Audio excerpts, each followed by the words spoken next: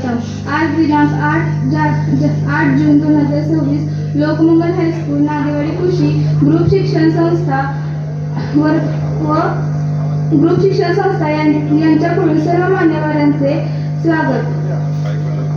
ज्ञान पुरस्कार डॉक्टर श्रीधर व्यंकटेश केतकर प्रथम मराठी साहित्य संमेलन आज आपल्या शाळेत होत आहे।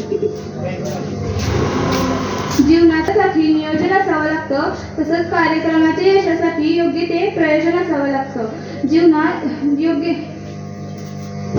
योग्य ते प्रयोजन असावं लागतं। आजच्या कार्यक्रमाचे प्रयोजनाची पार्श्वभूमी म्हणजेच कार्यक्रमाचे प्रस्तावित शिरीष चिटणीस साहेब करत आहेत। ज्ञानपुरस्कार श्रीधर व्यंकटेश केतकर यांच्या नावचं पहिलं साहित्य संमेलन होणार आहे आणि मला खात्री आहे की आपल्या शाळेमध्ये आपण जे अभ्यास सोडून वेगवेगळे उपक्रम करतो त्याचा फायदा तुम्हाला नक्की होईल। म्हणजे आपल्याला माहिती पाहिजे की हे केतकर अमेरिकेत जाण्यासाठी धडपडत होते।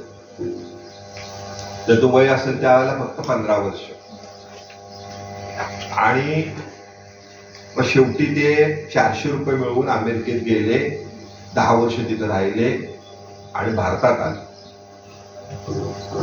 परंतु त्यांनी जे काही निर्माण केलेलं आहे ते आपल्या सगळ्यांपेक्षा म्हणजे आपण असं म्हणू की आपल्या घरातलं शेतकरी वर्ग आहे, दुकानदार वर्ग आहे, मराठी भाषा आहे, यासाठी त्यांनी जवळपास 23 खंड निर्माण केले।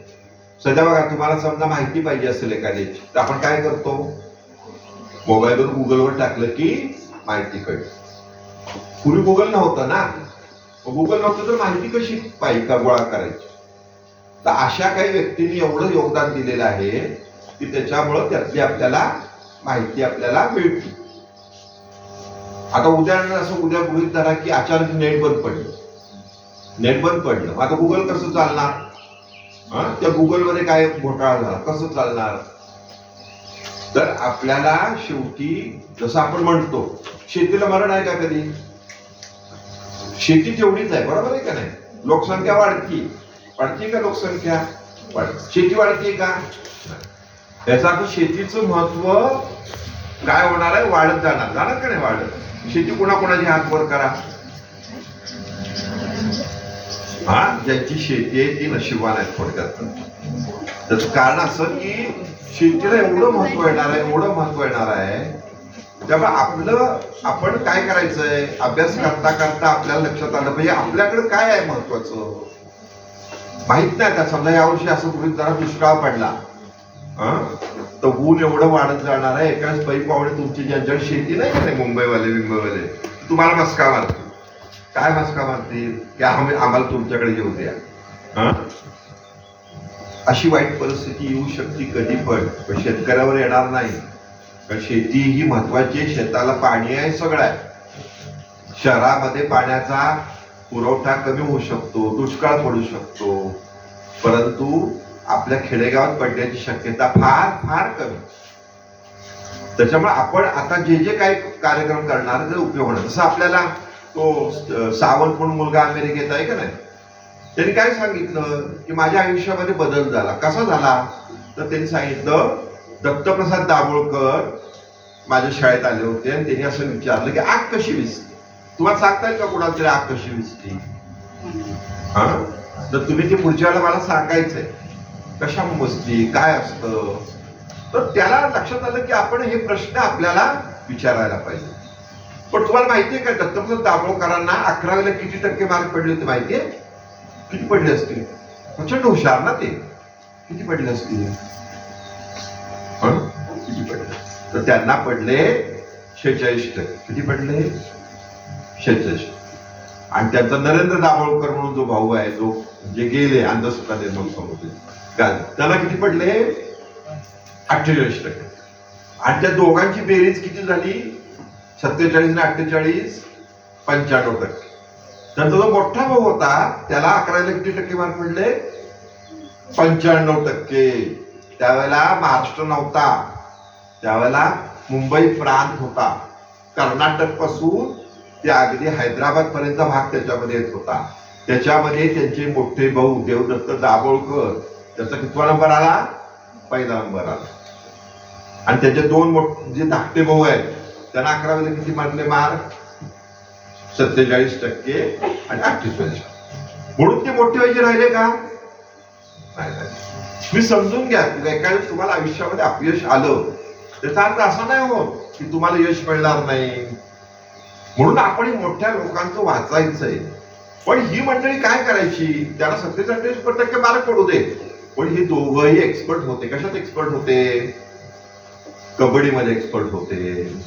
घरी त्यांच्या आईनी सवय लावली होती. त्यांच्या आईला किती मुलं होती? 10 मुलं. हा, प्लस त्यांच्या काकांची 2 मुलं, 12 मुलं. ते पुस्तक मी आपण वाचणार आहे शाळेमध्ये. हा, किती? 12 जण. 12 जणांची 12 कोण होती. कोण देवाचं का करायचा, कोण देवाचा अजिबात करायचं नाही. त्या कधी कुंकू लावायच्या नाही लावायच्या, नवरा कधी काय बोलायचं नाही. त्या काळात वकील होते ते. हा, पण त्यांनी मुलांना असं काही शिक्षण द्यायचा प्रयत्न केला. सगळ्या मागची मुलं सगळ्यांना तिकडे लक्ष द्यायचं. प्रत्येकाने तुम्हाला आयुष्यात कुठं त्याचा फायदा होईल माहित नाही. हा, दिवसभर. परंतु ते बाकीचे होते, ते काय काय सवय होत्या त्यांच्या घरात? झाडलोट करायची. 12 मुलं, आई काय काय करणार ना? पाळी पाळी असायची. झाडलोट करायची, फरशी पुसायची, ताटं धुवून ठेवायची, अशी पाळी पाळी असायची. पण ही 12ही मंडळी इतकी मोठी झाली. जसं देवदत्त दाभोळकर प्रसिद्ध आहे ते नाव. तुम्ही जर गुगलवर जाऊन बघितलं का नाही की कळेल तुम्हाला देवदत्त दाभोळकर किती मोठे होते. त्याचे वडील लवकर गेले. पण देवदत्त दाभोळकरने आपल्या भावांचं सगळ्यांचं केलं. कोण कोण प्रत्येक क्षेत्रात मोठे झाले. म्हणजे द्राक्ष आपण बघतो का नाही, द्राक्ष, तर द्राक्षाचा शोध लावला त्यांच्या एका भावानी, श्रीपाद दाभोळकरांनी. एक जण शेतीमध्ये एक्सपर्ट झाला, एकाने अंधश्रद्धा निर्मूलनाचं काम केलं, एक जण सायंटिस्ट झाला. अशी प्रत्येक क्षेत्रामध्ये गेले ते टॉपला गेले. तसं आपल्या प्रत्येकाला टॉपला जाण्याची संधी आहे. आणि या संधीसाठी आपण या वर्षीपासून प्रयोग करतो. हे संमेलन जे आहे ना, हे केतकरांसाठी आहे का? नाही, हे संमेलन तुमच्यासाठी. पण केतकरांची आई लवकर गेली, नाही वडील लवकर गेले, आई नंतर गेली. पण केतकरांनी आयुष्यात जे काही केलं, मग त्यांनी लहानपणीची आठवणी लिहून ठेवल्या. ते काय म्हटले? मी शाळेत होतो आणि वासुदेव फडके माहितीये तुम्हाला? स्वातंत्र्य सेनानी सैनिक माहितीये? हळूहळू तर लायब्ररीत बघायचं. वासुदेव फडकेंनी पहिल्यांदा महाराष्ट्रामध्ये क्रांती केली आणि एका इंग्रजी अधिकाऱ्याचा खून केला. ज्याच्यामुळे इंग्रजी अधिकारी काय झाले, घाबरायला लागले तुम्हाला आपल्याला त्रास द्यायला. त्यांना वाटलं आता मारतील आपल्याला. बरोबर आहे, त्याचा त्रास द्यायचे, ते हाल करायचे, मस्ती करायचे. त्यांचा पगार मोठा होता. तर त्यांनी वासुदेव फडके क्रांतिकारक आहे, पुढच्याला मला त्याच्यावर आपल्याला लिहून द्या. तर त्यांचा पुतण्या त्यांच्या वर्गात होता. तेव्हा त्यांना आनंद वाटायचा, बाबा त्यांचा पुतण्या आपल्या वर्गात आहे. त्याची गरिबी होती. नंतर चाफेकर बंधू माहितीत ना? चाफेकर बंधू, तुम्ही तर स्वातंत्र्य लढ्यावर तुम्हाला हळूहळू माहिती दिली पाहिजे. कारण आपल्याला हे जे मिळालंय का नाही, ते ह्या लोकांनी आपलं आयुष्य खर्ची घातलं म्हणून मिळालेलं आहे. त्या चाफेकर बंधूंच्या कडं ज्यांनी मारलं, रँडला मारलं, तर रँड काय करायचा? हाल करायचा लोकांचे. प्लेग आला होता, लोकांवर अन्याय करायचा, त्याला मारलं त्यांनी. तर रँडला तर ते त्याच्याबरोबर यांनी जेवण केलं होतं. पण सगळ्यात महत्वाचं म्हणजे त्यांनी आपल्याला काय केलं, ते जर अमेरिकेत राहिले असते त्यांना प्रचंड पैसा मिळाला असता, प्रचंड मान मिळाला असता, सन्मान मिळाला असता. पण त्यांना असं वाटतं की अरे, ही जी मराठी भाषा आहे ही खेड्यापाड्यात बोलली जाते, ग्रामीण भागात बोलली जाते. या मराठी भाषेची आपण कोश तयार करू, त्यात माहिती टाकू प्रत्येकाची. समजा त्या कोशामध्ये तुम्हाला तुमच्या शेतीची पण माहिती मिळेल, साईटची मिळेल, प्रत्येक गोष्टीची माहिती त्याच्यामध्ये आहे. एवढंच नाही तर त्यांनी स्वातंत्र्य लढ्यामध्ये वेगवेगळे काम केलं. त्यांना काय करायचं होतं? त्यांना शस्त्र शिक्षण, काय बंदूक शिकायची होती. म्हणून ते खरं अमेरिकेत गेले. त्यांच्या आधी त्याचा मित्र गेला अमेरिकेमध्ये, आणि त्याचा जो मित्र होता तो तिथे गेला पहिल्यांदा. त्याच्यानंतर वर्षांचे प्रभाकर शिलोमी म्हणून, त्यांना काय जात त्यांना 400 रुपये जमलेच नाही त्यावेळेला. त्यावेळेला अमेरिकेत कुणाला जाता येत होतं, पासपोर्ट नव्हता. आपल्या भारतातले सगळ्यात जास्त पहिल्यापासून भारताची लोकसंख्या आहे, तेव्हा भारतामध्ये अजून सुद्धा काय लोक परदेशी जातात. कशासाठी जातात? तर आपल्याला नोकरी मिळेल, आपल्याला धंदा मिळेल, आपल्याला प्रगती करता येईल. बाहेरची लोक येतात का इकडं? येतात. पिनाने आम्ही भारतात जातो, नागेवाडीत राहतो, कुशीत राहतो, परंतु भारतातली लोक जगात पोहोचलेली आहेत आणि जगामध्ये जाऊन ती मोठी झालेली आहे. तुम्हाला लक्षात आलं पाहिजे, जसं केतकर गेले, आता मात्र आपल्या तिथे लोक बाहेर जातात का नाही? ती येतच नाही, कारण त्यांना काही देणे घेणंच नाही लोकांशी. त्यांना आपलं आपलं बघतात. पण जेव्हा आपण असं काय वाचू ते आपल्या लक्षात येईल की दाभोळकरांसारखं आपण केलं पाहिजे, आपण केतकरांसारखं केलं. केतकर काय आले परत? तर त्यांना असं वाटलं, अरे भारतातल्या लोकांच्या साठी मला काहीतरी करायचंय, मला त्यांना पुढं न्यायचंय, त्यांच्यामध्ये सगळ्यांमध्ये एकमेकात मिसळता आलं पाहिजे. मग ते आले, त्यांनी प्रचंड कष्ट घेतले आणि वेगवेगळे उपक्रम राबवले. ते संस्कृतमधलं भाषण द्यायचे. त्याला इंग्रज काय बघत होते? संस्कृत भाषा नको, आपली भाषा पुढे गेली पाहिजे. मराठी भाषा नको, आपली भाषा पुढे गेली पाहिजे. पण आपली भाषा जी असती, जी वर्षानुवर्ष आलेली आहे का नाही, समजा तुमची आई मराठी बोलते, तुमची आजी मराठी बोलते, तुमच्या आजीची आई पण मराठी बोलत होती, तिची आई मराठी बोलत होती, म्हणजे आपल्याकडं कधीपासून मराठी आहे, तेव्हा आपल्या जीनमध्ये मराठी भाषा आलेली आहे. तेव्हा आपल्याला पुढे जाण्यासाठी आपली मराठी भाषा ही महत्वाची आहे. त्याच्यामुळं आपण आज जे जे काही लोक सांगतील ते तुम्हाला सगळं ऐकून घ्यायचं आहे आणि ऐकून घेऊन आपल्याला कळेल की आपण, तुम्हाला असं वाटलं पाहिजे पुढं गेल्यानंतर ते आपल्या शाळेमध्ये केतकरांचे पाहुणे आले होते बरं का. आपण केतकरांचं माहिती घेऊ, केतकरांच्या बद्दल काही बघू, मग आपल्याला कळेल की आपण हे का करू शकत नाही, आपल्याला हे करायचंय. केतकर शिस्तबद्ध होते, केतकरांनी अभ्यास केला. म्हणजे उदाहरणार्थ असं गृहीत धरा की एखादं पुस्तक आहे आपल्याकडे, तर हे पुस्तकाचं एका पानामध्ये संक्षिप्त आपण लिहितो का नाही, तसं त्यांनी काय केलं, हजारो पुस्तकं. म्हणजे त्यांना समजा एखादा ग्रंथ लिहायचा लागायचा, तो खोलीवर पुस्तक वाचायला लागायचं किती, आणि मग त्याचा ते एक ग्रंथ करायचा. आलं का लक्षात? जसं शिवाजी महाराजांचं आपल्याकडे काय सगळं असं करून आपल्याकडे माहिती येते. हळूहळू शिवाजी महाराजांचं आपण तेवढंच वाचायचं का? आपण शिवजयंती करतो, शिवजयंतीच्या आधी आपल्याला असं वाटतं का की आपण ती माहिती घेऊ, त्यांनी किल्ला कसा बांधला, त्यांनी काय काय आयडिया केल्या, त्यांनी, आता तुम्हाला माहिती पाहिजे की 1200 आपला जसं आता काळ आहे की 2000 ते 2100, तसं 1200 ते 1300 वर्षाचा जो काळ होता, तेव्हा आपलं राज्य होतं, देवगिरीचं राज्य होतं. कशात होतं? देवगिरीचं राज्य होतं. मग इतकं जोरात राज्य होतं, लोकांकडे पैसे आले भरपूर. मग लोकांनी काय चालू केलं? तेव्हा एक ग्रंथ आहे, 365 दिवसामध्ये 2000 पूजा. काय किती?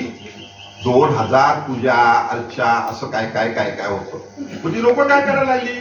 काय नाही, आज ह्याला जेवण घाला, उद्या त्याला जेवण घाला, उद्या ह्या 25 ब्राह्मणांना घाला, उद्या हे करा, इकडं करा, तिकडं करा, म्हणजे आम्हाला काय मिळेल? पुण्य मिळेल. काय म्हटले? अध्यात्माचं करायला लागले. म्हणजे असं गृहीत धरा की एखादी व्यक्ती, आता आपल्या घरातले समजा असं गृहीत धरा की वडील आहे, ते काही करत नाही आणि काय नुसतं देवपूजा करत असते, असं उलट गृहीत धरा. मग तुम्हाला शिक्षण कोण देणार? मग तर त्यावेळेला काय झालं, अशा पद्धतीनं एवढं स्तोम मानलं की ते विसरलेच. वास्तविक ही सगळी मराठी माणसं जी आहे ती शूर आपली, बरोबर आहे, आणि विसरले. मग काय झालं, देवगिरीवर कुणी हल्ला केला, तर मुसलमान जे राज्य होतं त्याने हल्ला केला. त्यांनी हल्ला काय केला? त्यांच्याकडे पैसे नव्हते. त्यांना लक्षात आलं की हे लोकांना बेसावलं आहे, आपण जाऊन हल्ला करू. आणि हल्ला केल्यावर काय झालं, 1300च्या सुमारास त्यांचं राज्य आलं भारतावर. ते कधीपर्यंत होतं माहितीये? शिवाजी महाराजांच्या पर्यंत होतं. शिवाजी महाराजांनी काय केलं, तो पण आपली माणसं काय झाली, पुन्हा गरीब झाली. मग शिवाजी महाराजांनी काय केलं, सगळे पुन्हा मावळे गोळा केले आणि हळूहळू त्यांच्यावर हल्ला करत आपलं राज्य पुन्हा निर्माण केलं. तर तुम्हाला काय आहे, तुम्हाला अभ्यासाबरोबर ह्या सगळ्या माहिती मिळवण्यासाठी आपण वेगळे प्रयोग करणार. तसं तुमच्यामध्ये एखादं कोण करतं, कविता करतं ना, कविता जर करतो तर ती कविता पेपरला येते का नाही? कोणाची आली ती कविता? कोणाची येते कविता पेपरला? कोणाची नाही? कुठं आहे वा हा हा मग तिची कविता आहे तसं तुम्हाला वाटलं तर मला लिहायचं आहे तर तुम्हाला लिहिता आलं पाहिजे थोडक्यात म्हणजे हा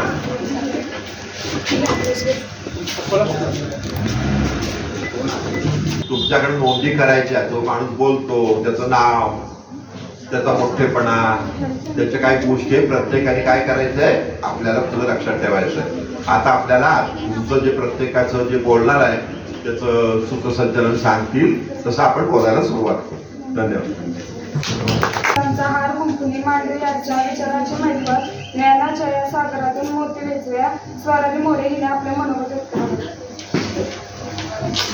शेतकऱ्यांच्याविषयी काही चार शब्द सांगायचे तुम्ही शांतता ऐकून घ्या ही माझी नम्र डॉक्टर श्रीधर व्यंकटेश केतकर हे महाराष्ट्रातील थोर साहित्यकार आणि भारतातील मराठी इतिहासकार आणि कादंबरीकार होते. ते पहिल्या भारतातील मराठी ज्ञानकोशाचे जनक होते. इतिहासकार संशोधक आणि विचारवंत होते. अशा या थोर साहित्यकाराचा जन्म 2 फेब्रुवारी 1884 रोजी भारतातील रायपूर येथे झाला. त्यांचे शिक्षण अमरावती व विल्सन कॉलेज मुंबई येथे झाले. उच्च शिक्षण त्यांनी अमेरिकेतील कॉर्सन विद्यापीठात PhD मिळवली. PhD मिळवल्यानंतर ते भारतात परतले. भारतात परतल्यानंतर त्यांनी कोलकाता येथील विद्यापीठात इतिहास अर्थशास्त्राचे अध्यापक म्हणून रुजू लागले. सन 1920 साली त्यांचा विवाह जर्मन ज्यूच्या तरुणीशी पुण्यात झाला. डॉक्टर श्रीधर व्यंकटेश केतकर हे महाराष्ट्रातील पहिले ज्ञानकोशाचे जनक होते. या काळात त्यांनी 23 खंडांचं काम केले होते. तो काळ म्हणजे 1926 ते 1928 असा होता. लोकमान्य टिळकांनी सुद्धा त्यांना हे सांगितले होते की हे काम फार मोठे आहे. एका माणसाचे नसून नाही. या निर्धाराला चिटकून त्यांनी सर्व संकटांवर मात करून 12 वर्षांमध्ये हा ऐतिहासिक मराठी प्रकल्प पूर्ण केला. आपल्याला हे लक्षात घ्यायला हवे की डॉक्टर श्रीधर व्यंकटेश केतकर यांनी मराठी ज्ञानकोशाचे काम सुरू केले तेव्हा त्यांना एन्सायक्लोपीडिया आणि ब्रिटनिका अशा अनेक इंग्रजी ज्ञानकोश होते. भारतात तेलुगू गुजराती अशा अनेक भाषांमध्ये ज्ञानकोशाचे काम निर्मितीचे काम होत आहे. ब्रिटिश काळात त्यांनी जो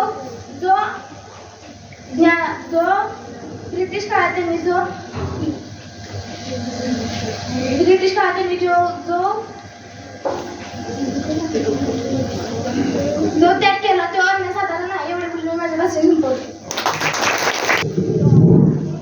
शब्दरूपी फुलांचा आदर वळणारा मळा मराठी भाषेचा ज्ञान सोहळा साहित्य संमेलनाची सुंदर पालखी मनातून उमटते रसिकाची साक्ष खरी. आगरवर चव्हाण यांनी आपली स्वरचित कविता सादर करावी. सन्माननीय व्यासपीठावरील मान्यवर, वंदनीय गुरुजनवर्ग आणि सर्व माझ्या मित्रमैत्रिणींना नमस्कार करून मी अथर्व चव्हाण तुमच्यासमोर आज बालकुमार साहित्य संमेलन प्रथम मी भाषण करतोय. माझा विषय केतकरांच्या जीवनावर आधारित आहे. ज्ञानकोशाकार डॉक्टर श्रीधर व्यंकटेश केतकर यांनी ज्ञानकोश संपादून आपल्या संपूर्ण महाराष्ट्राला आणि संपूर्ण महाराष्ट्रीयांना कसं जगावं, काय काय करता येईल हे सुद्धा त्यांनी दिले. त्यांनी शब्दकोश, चरित्रकोश, अर्थकोश आणि धर्मकोश असे विविध कोश वाङ्मय मराठीत निर्माण केले. ज्ञानकोशाकार डॉक्टर श्रीधर व्यंकटेश केतकर यांना पूज्य भावाने प्रणाम करणे हे प्रत्येक महाराष्ट्रीयाचं कर्तव्य आहे. डॉक्टर केतकरांची आठवण अजून पण महाराष्ट्रीयांना आहे का हे प्रश्न ही खंत माणसांच्या मनात अजून उद्भवतो. तेवढीच विद्वत्ता, तेवढेच धैर्य. आपण त्यांच्या स्मृतीस प्रणाम करूयात. केतकरांनी फक्त त्यांचं जीवन जगलं नाही तर त्यांनी एक मराठी भाषेला नवीन युग निर्माण करून दिलं. त्यांनी अमेरिकेत जाऊन हिंदू धर्मातील जातीवर निबंध लिहून डॉक्टरेट ही पदवी मिळवली. त्यानंतर त्यांनी भारतात स्थलांतरित झाल्यानंतर एक ज्ञानकोशाची कल्पना उभारली. ज्ञानकोशाची परंपरा उभारल्यानंतर फक्त 100 रुपये भरणाऱ्यास ज्ञानकोशाचे संपूर्ण कोश मिळणार होते, संपूर्ण भाग मिळणार होते. हळूहळू कालांतरानं किंमत वाढत गेली आणि ज्ञानकोशाचे हे पहिलं मंडळ नागपूर येथे कार्यरत होतं. नागपूरमध्ये झाल्यानंतर त्यांनी पुण्यामध्ये आपलं काम करायला सुरुवात केलं. अनेक अडचणींना तोंड देत कार्यभागास काही सहकाऱ्यांची मदत घेत त्यांनी हे कार्य पुढे चालू ठेवलं. खंडातील ज्ञानकोशातील प्रथम 5 प्रस्तावना खंड अपूर्णच राहिले होते. त्यातील महत्त्वाचं म्हणजे हिंदूंच्या नव्या इतिहासाचा शेवटचा भाग खूप महत्त्वाचा होता. त्यांनी बाहेर देशी गेल्यानंतर एका जर्मनीमधील विदुषी सोबत विवाह केला. हिंदू धर्माबद्दल अत्यंत आदर असणाऱ्या केतकरांनी त्यांच्यावर खात्यस्तोम विधी करून त्यांना पूर्णपणे हिंदू बनवून घेतलं. हिंदू बनवल्यानंतर त्या विदुषीचं नाव ठेवण्यात आलं शिलावतीबाई महर्षी. यांच्या या थोर विवाहात थोर धर्मज्ञ सेनापती बाबर हे पुरोहित होते. ज्ञानकोशाचे रचयिते डॉक्टर केतकरांच्या ज्ञानकोश रचनाची पद्धत जरा निराळी होती. त्यांनी ज्ञानकोश लिहिला आणि ते ज्ञानकोश वाचताना देखील आपल्याला त्यात गुरफटलं जाण्याची शक्यता आपल्याला दार दिसून येते. त्यांनी खंड लिहिला. खंडातील मुख्य 2 भाग म्हणजे एक प्रस्तावना खंड आणि द्वितीय म्हणजे शास्त्रीय खंड. प्रास्ताविक खंडामध्ये जागतिक, लोक, सांस्कृतिक, समाधानी यांची स्थूल माहिती तसेच समार्थीयांची संस्कृती ही माहिती मांडण्याचा पुरेपूर प्रयत्न त्या प्रथम खंडात केलेला आहे. तसेच सामाजिक, धार्मिक आणि जागतिक पातळीवरची माहिती पुरेपूर मांडण्याचा प्रयत्न प्रथम खंड यात केलेला आहे. तसेच द्वितीय खंड म्हणजे शारीरिक खंड म्हणजेच कोशाचा महत्त्वाचा भाग. या कोशामध्ये फक्त शब्दाचे अर्थच नाही तर त्यांनी त्यातून कुठले शब्द महत्त्वाचे आहेत, कुठले लेखनाप्रसंगी उपयोगी होऊ शकतात असे शब्द आणि त्यांचे विषय पुरेपूर स्पष्टपणे मांडण्याचा प्रयत्न द्वितीय खंड म्हणजे शारीरिक खंडामध्ये केलेला आहे. एवढं बोलून मी माझ्या भाषणाला पूर्णविराम देतो आणि तुम्ही माझं भाषण शांत चित्ताने ऐकून घेतलं त्याबद्दल धन्यवाद. पुस्तकाच्या पानातून दरवळतो ज्ञानाचा सुगंध. पुस्तकाच्या पानातून दरवळतो ज्ञानाचा सुगंध. साहित्य संमेलनामुळे वाढते साहित्याचा ध्यास. मराठी मातीचा हा गौरवशाली मान. वाचन संस्कृती वाढते हाच आपला प्राण. यानंतर श्रेया साळुंखे आपली कविता सादर.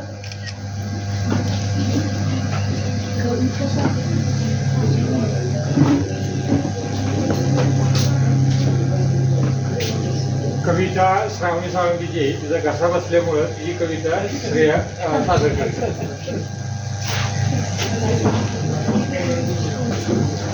भाषेची गोष्टच आहे न्यारी. माझ्या महाराष्ट्राची ती शान भारी. आईच्या मायेचा गोडवा तिच्या शब्दात दाटतो. मराठी बोलताना प्रत्येक मराठी माणूस खुलून जातो. संतांची वाणी, शिवरायांचा इतिहास. मराठीने दिला आम्हाला संस्कारांचा वसा खास. सह्याद्रीच्या कड्यांवर तिचा नाद घुमतो. मराठी शब्दात स्वाभिमानाचा दीप पेटतो. मराठी जपते महाराष्ट्राची संस्कृती महान. वाढवते जगभर आपल्या मातृभूमीचा मान. अभंग, भारुड, ओव्या आणि पोवाड्यांचा साज. मराठी साहित्यामुळे लाभला आम्हाला अभिमानाचा ताज. मराठी भाषेमुळे मिळते जीवनाला नवी दिशा. तिने शिकवले कष्ट, प्रामाणिकपणा आणि आशा. तिचे ऋण फेडणे नाही कुणाच्या हातात, कारण मराठी वसते आपल्या हृदयाच्या प्रत्येक ठोक्यात. सूर्य चंद्र असेपर्यंत राहील तिचा मान. जगभर घुमत राहील मराठीचा अभिमान. माझ्या प्रत्येक यशात असेल तिचा वाटा. मराठीसाठी सदैव उंच राहील माझा माता. जय महाराष्ट्र, जय मराठी.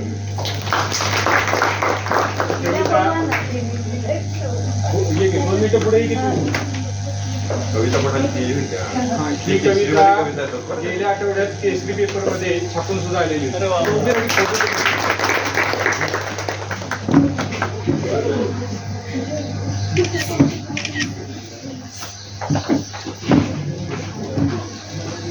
सुरात ढोल ताशांच्या नादात आजच्या या मंगल प्रसंगी आपण सारच भान विसरूयात. उपस्थित मान्यवर आणि रसिक श्रोत्यांचे आजच्या या कार्यक्रम मनापासून स्वागत करूयात.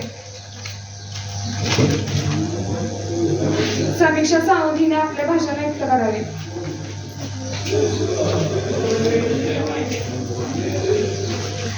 नमस्कार, माझे नाव समीक्षा सावंत. मी डॉक्टर श्रीधर व्यंकटेश केतकर यांच्याविषयी काही 4 शब्द सांगणार आहे. ते तुम्ही शांतचित्ताने ऐकून घ्यावे अशी माझी नम्र विनंती. डॉक्टर श्रीधर व्यंकटेश केतकर हे मराठीतील आद्य महाराष्ट्रीय आद्य महाराष्ट्रीय ज्ञानकोशाचे जनक, संपादक, अद्वितीय समाजशास्त्रज्ञ, इतिहास संशोधक आणि कादंबरीकार होते. मराठी भाषेला पहिला ज्ञानकोश दिल्यामुळे सर्वजण त्यांना ज्ञानकोशागार केतकर या नावाने आदराने ओळखतात. त्यांचा जन्म 2 फेब्रुवारी 1884 रोजी मध्य प्रदेशातील रायपूर येथे झाला. त्यांचे मूळ घराणे कोकणातील होते. त्यांचे प्राथमिक व माध्यमिक शिक्षण अमरावती येथे झाले व पुढील शिक्षणासाठी त्यांनी मुंबईतील विल्सन महाविद्यालयात दाखल झाले. पदवी पूर्ण न करताच 1906 मध्ये ते उच्च शिक्षणासाठी अमेरिकेला गेले व तेथील कॉर्नेल विद्यालयातून PhD ही पदवी संपादन केली. त्यांच्या प्रबंधाचा विषय the history of caste in India, भारतातील जाती संस्थेचा इतिहास हा होता. लंडनमध्ये वास्तव्य असताना त्यांची भेट एडिथ कोहन यांच्याशी झाली व यानंतर भारतात आल्यावर त्यांच्याशी विवाह झाला. यानंतर त्यांचे नाव शीला केतकर असे ठेवण्यात आले. डॉक्टर श्रीधर व्यंकटेश केतकर हे केवळ एक साहित्यिक नव्हते तर अद्वितीय विचारवंत आणि कादंबरीकारही होते. गोंडवनातील प्रियवंदा, ब्रह्मकन्या, आशावादी इत्यादी ह्या कादंबऱ्या त्यांच्या सुप्रसिद्ध आहेत. The history of caste in India, भारतातील हिंदुत्व हे त्यांचे संशोधक ग्रंथ आहे. अशा विचारवंताला वंदन करून मी माझे भाषण संपवते. प्रकाश पडो, अज्ञानाचा अंधार दूर हो, सरस्वतीच्या कृपेने आजचा हा सोहळा चालू हो. यानंतर संस्कृती सावंत आपली कविता सादर करेल.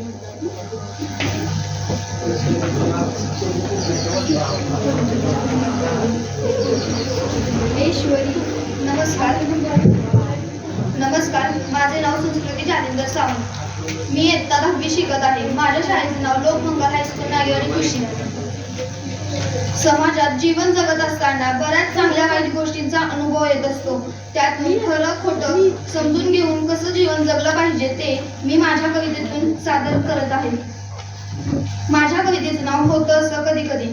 होतं असं कधी कधी ओळखीच्या वाटाही नाकारतात.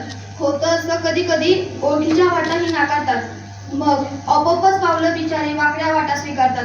आपोआपच पावलं बिचारी वाकड्या वाटा स्वीकारतात. खऱ्या माणसांशी लोक नेहमी खोटं समजून वागतात. खऱ्या माणसांशी लोक नेहमीच खोटे समजून वागतात. त्यांना खरं समजून द्यायला खोट्यांचीच विधाने लागतात. त्यांना खरं समजून द्यायला खोट्यांचीच विधाने लागतात. उभा राहा म्हणणारे अगदीच काही वेडे नसतात. उभा राहा म्हणणारे अगदीच काही वेडे नसतात. हात देऊन उभं करणारे फारच थोडे असतात. हात देऊन उभं करणारे फारच थोडे असतात. त्या थोड्यांना माझा नमस्कार.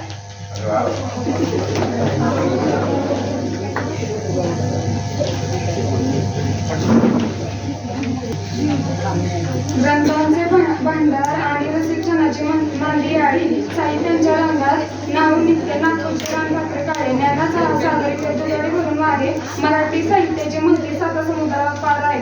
यानंतर शर्वरी शिंदे यांनी आपल्या मनावर व्यक्त करायचे.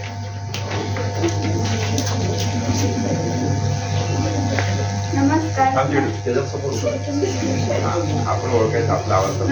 माझे नाव शर्वरी काकासाहेब शिंदे. मी आता श्रीधर व्यंकटेश केतकर यांच्याविषयी काही 4 शब्द सांगणार आहे ते तुम्ही शांततेने ऐकून घ्यायची माझी नम्र. श्रीधर व्यंकटेश केतकर हे ज्ञानकोशाचे निर्माते होते. समाजशास्त्रज्ञ, इतिहासतज्ञ, कादंबरीकार व विचारवंत होते. त्यांचा जन्म 2 फेब्रुवारी 1884 रोजी मध्य प्रदेशातील रायपूर येथे झाला. त्यांचे सुरुवातीचे शिक्षण अमरावतीला झाले. त्यांचे पुढचे शिक्षण विल्सन महाविद्यालयात मुंबईला झाले. ते तिथे पदवी न घेता अमेरिकेत गेले. The history of caste in India प्रथम खंड 1909 मध्ये पाश्चात्य विद्वानामध्ये गाजला. त्यात मनुस्मृतीचा काळ निश्चित असून मनुस्मृती काळ समस्थितीचे जाती संस्थेचे भेद स्वरूप उलगडून दाखवलेले आहे. जातीभेद व वंशभेद एकरूप नसून भिन्न आहेत हा विचार त्यांनी त्यात मांडलेला आहे. अनेक मानववंशाच्या शेकडो टोळ्या स्वतःचे स्वयंपूर्ण जीवन जगत स्वतःचे स्वयंपूर्ण जीवन जगत परस्परांच्या शेजारी राहिले आणि सरकाराचा जाती निवड हिंदू समाज निर्माण झाला. बालविवाहामुळे आईवडिलांच्या मतांवर अवलंबून राहणारी लग्ने जातीवाईट होणे अशक्य होऊन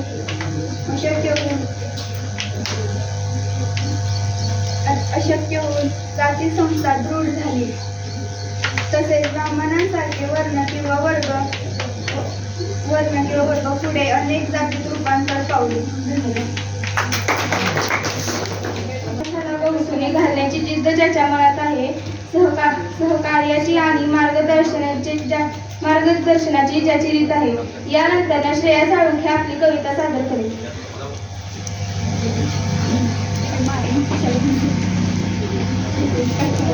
नमस्कार, माझे नाव श्रेया संतोष साळुंखे, इयत्ता 10वी. मी माझी स्वरचित कविता तुमच्यासमोर सादर करत आहे, तर ती तुम्ही शांतचित्तेने ऐकून घ्यावी अशी माझी नम्र विनंती. माझ्या कवितेचे नाव आहे छंद मराठी.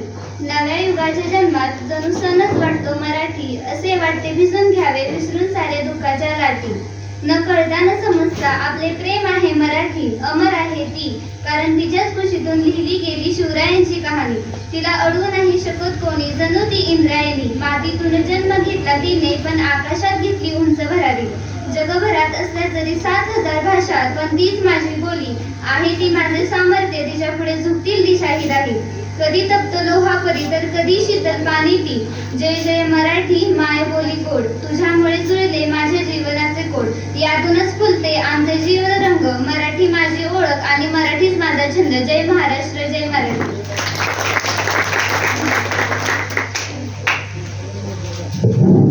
पुस्तकांच्या पानातून दरवळतो नयनाचा सुवास. साहित्य संमेलनामुळे वाढतो साहित्याचा ध्यास. मराठी मातीचा गौरवशाली मान, वाचन संस्कृती वाढवणे हाच आपला प्राण. यानंतर अक्षरा मतकर हिने आपले भाषण व्यक्त करावे.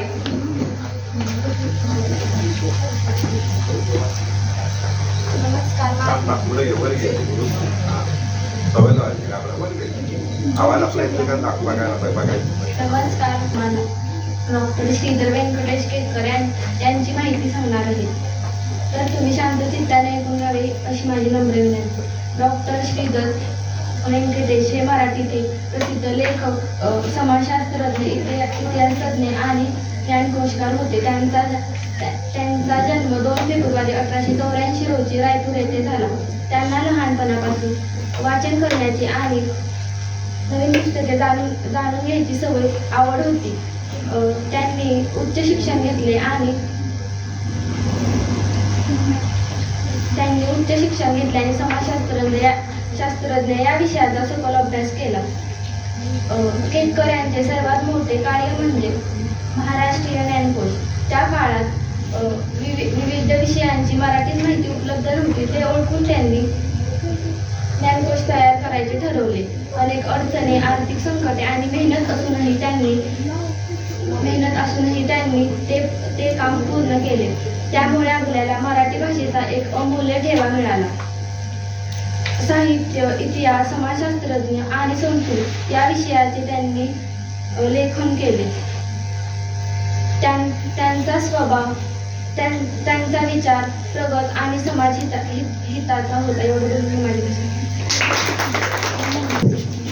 शब्दरूपी फुलांचा हा दरवळला मळा, मराठी भाषेचा हा ज्ञान सोहळा. साहित्य संमेलनाची ही सुंदर पालखी मनातून उमटते रसिकांची साक्ष खरी. यानंतर स्वराज शेलार आपले मनोगत व्यक्त करते.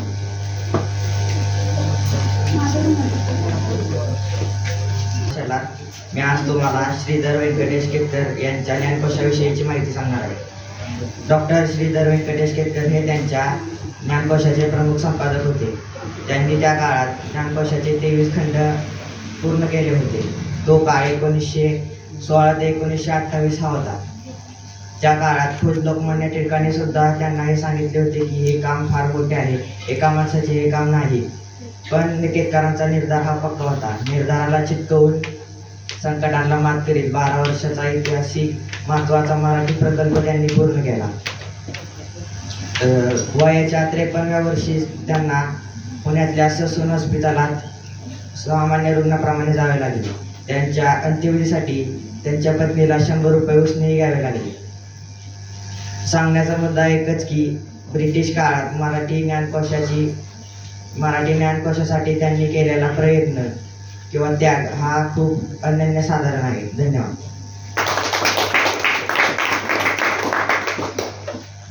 इकडे लक्ष द्या. तुम्ही अतिशय नशीबवान आहात. सगळ्यांनी ताट बसा की आपल्या शाळेमध्ये सहस्त्रबुद्धे या मॅडम आलेले आहेत. त्यांची ओळख नंतर आपले मुख्याध्यापक जमदाडे सर करून देतीलच. पण पुण्यामध्ये वेगवेगळे विद्यार्थ्यांसाठी प्रयोग करणाऱ्या म्हणून त्या महाराष्ट्रात प्रसिद्ध आहेत. त्या पुणे महानगरपालिकेच्या माजी नगरसेविका आहेत आणि पुढील कालावधीमध्ये त्या जर आमदार दिसल्या तर तुम्हाला काय त्या दिसतीलच, इतकं त्यांचं मोठं काम आहे. कोणत्या त्या शिस्तप्रिय आहेत. पक्षाचं जे जे म्हणणं असेल ते म्हणणंच ते फक्त ऐकतात. नाहीतर यावेळेला लोकांच्या मधून प्रचंड मागणी होती त्यांना की त्यांनी आमदार व्हावं.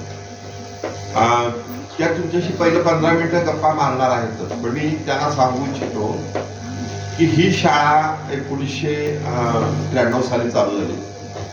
त्याला या 2 गावातल्या बहुतेक मुली 8वीच्या पुढे शिकतच नव्हत्या, कारण शाळा लांब होती. ही शाळा झाल्यापासून नागेवाडी आणि कृषी भागातल्या 7वी पर्यंतच्या प्रत्येक मुलगी या शाळेमध्ये शिकलेली आहे. आणि मी आनंदाने सांगू इच्छितो की ही शाळा महाराष्ट्रामधील एक चांगली प्रसिद्ध शाळा. म्हणजे इन्फोसिसची एक योजना आहे. योजना अशी आहे की पूर्वी ती माझ्या माहितीप्रमाणे 90% वरच्या विद्यार्थिनींसाठी होती. तर ते अर्ज मागवतात आणि अर्ज मागवल्यानंतर जाऊन त्या घरी जाऊन बघतात आणि मग स्कॉलरशिप देतात. त्याचं 5 वर्ष साधारणपणे प्रोजेक्ट आहे. नंतर त्यात 80%वर आणलं ते. त्याचं कारण असं होतं की त्यांना टक्केवारीपेक्षा सुद्धा ज्या मुलांना गरज आहे, मुलींना गरज आहे, त्यांना मदत करायची. आणि मला सांगायला आनंद वाटतो की आमच्या ह्या शाळेतल्या 3 मुली ह्या निवडल्या गेल्याने आता त्या एक आता डॉक्टर झालेली आहे आणि एक आहे. तसंच आता नुकतंच एक 2-3 महिन्यापूर्वी आमचा एक शाळेतला मुलगा सावंत म्हणून आहे, त्याची बहीण पण आहे. ते दोघंही आता अमेरिकेत आहे आणि त्यांच्या अमेरिकेत जाण्याचं श्रेय सगळे त्या शाळेला आणि शिक्षकांना देतात. पण त्याहीपेक्षा सावंत म्हणून मुलांनी जेव्हा आम्हाला शाळेसाठी 50 रुपये देणगी पाठवली तेव्हा मी त्याच्याकडे शाळेबद्दल लिहून मागितलं होतं की तुला काय वाटलं शाळेबद्दल, लिहून पाठव.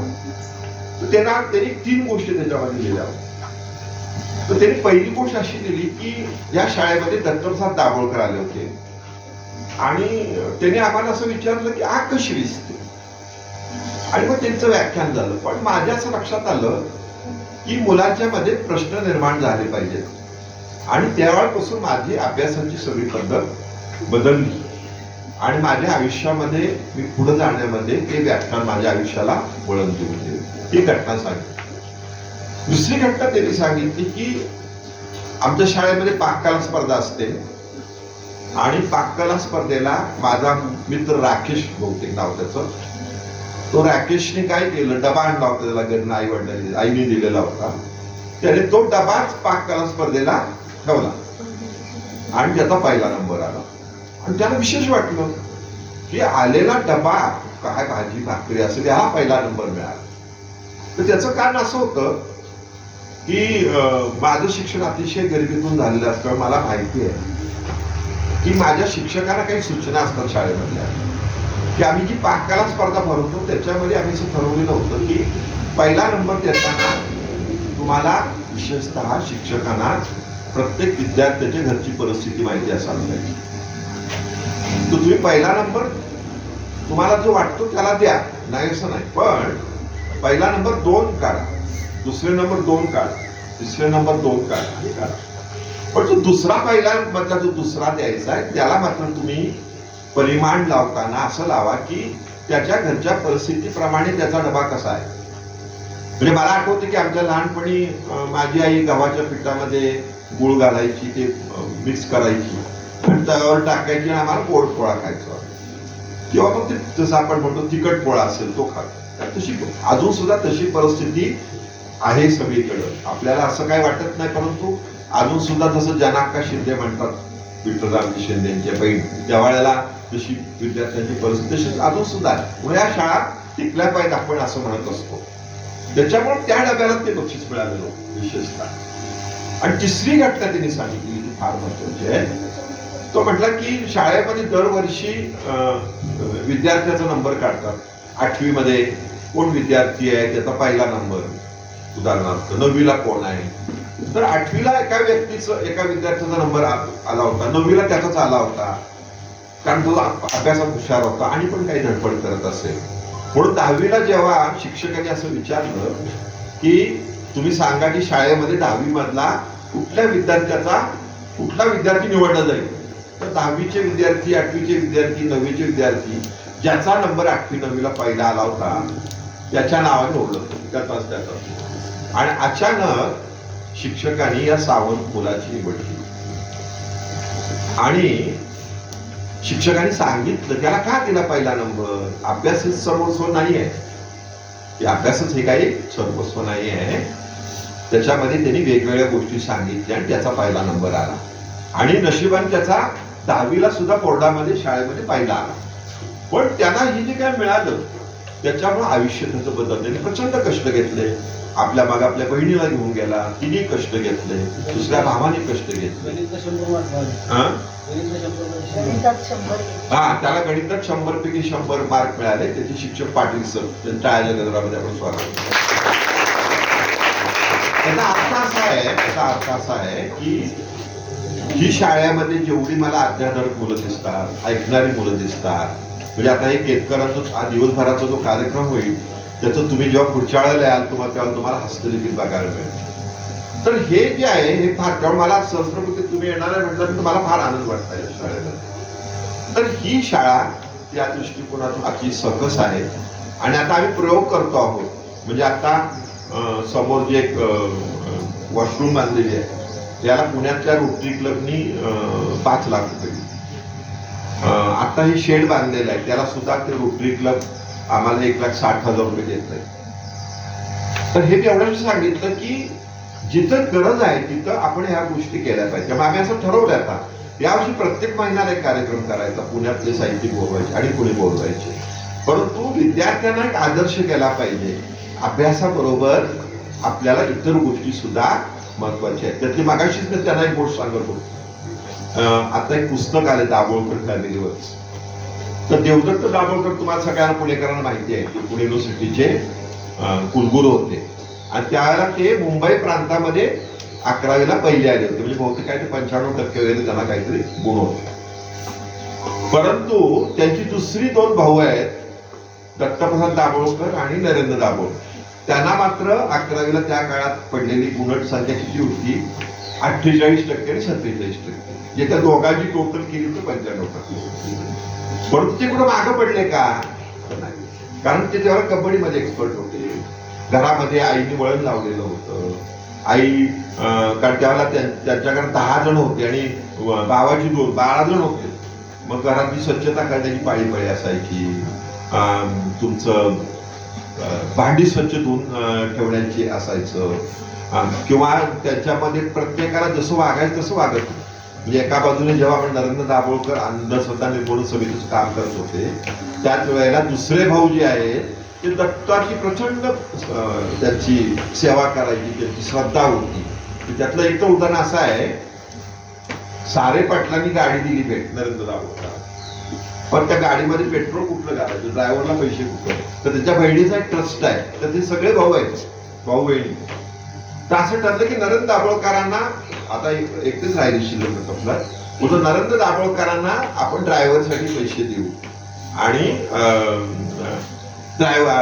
बाकीचे पण पैसे घेऊ ठरलं. तर एका भावाने विरोध केला, नाही म्हटला ना मी ट्रस्ट सोडून देईन. त्याचं जे काम चाललेलं आहे, जे हिंदू धर्माच्या विरोधी चाललेलं आहे ते दत्तोपासन, आणि नाही दिलं, ते नाही देऊ दिलं. पण मात्र हे एकत्र असायचे सगळे. काही जर त्यांचे वैचारिक मतभेद असले तरी जाणं येणं, प्रत्येकाशी बोलणं. त्याची पुस्तक एक मला असं लक्षात आलं की फार महत्वाचं आहे.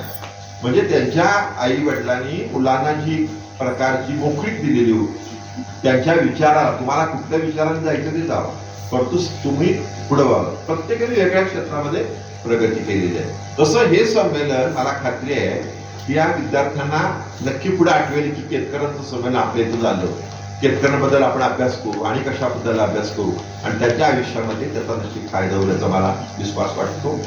मी माननीय जगदाळे सरांना विनंती करतो की पुढच्या कार्यक्रमात आपण प्रास्ताविक करावं.